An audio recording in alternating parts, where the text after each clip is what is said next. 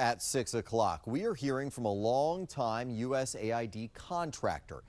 She tells us 2 of her contracts with the federal government have been terminated and another has a stop work order. Josh Chapin is now live on Capitol Hill. And Josh, you also spoke with a group who's in favor of the work that DOJ is doing.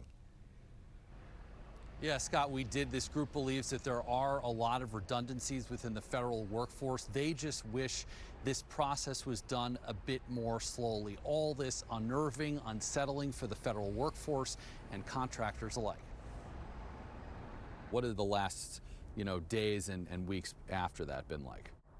I mean, it's a combination of trying to reach out to your friends and colleagues and support each other, trying to get another job. Never did Margot think that the other job would be in retail. There's nothing wrong with working in retail, but that's not the job I was trained for, and it's not what the taxpayers paid for when they hired me. We met this USAID contractor 3 weeks ago at a rally to save the agency and its workforce.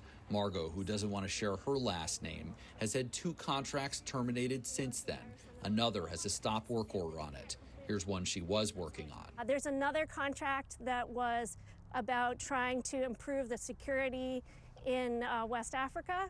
So that's to do with a lot of shipping and trade that eventually comes to the U.S. So trying to address problems in that region. It's very difficult because every day there's just chaos. This week, the organization Margot has worked with for years sent this memo to 1,600 employees nationwide, saying most of them are no longer needed. This is kind of the chickens coming home on the way that the federal government has been run. Dan Savickas is the Vice President of Policy and Government Affairs for the Taxpayers Protection Alliance, a group focused on government waste. I think this is, in some small way, federal government employees being subject to the same pressures that the private sector is subject to. Margot and her colleagues, subject to it all, still trying to console one another and figure out how to pay their bills. Sure, you have a plan to take care of your kids, and you're paying for their school, and then those bills are still due. I mean, the mortgage, you have to pay it.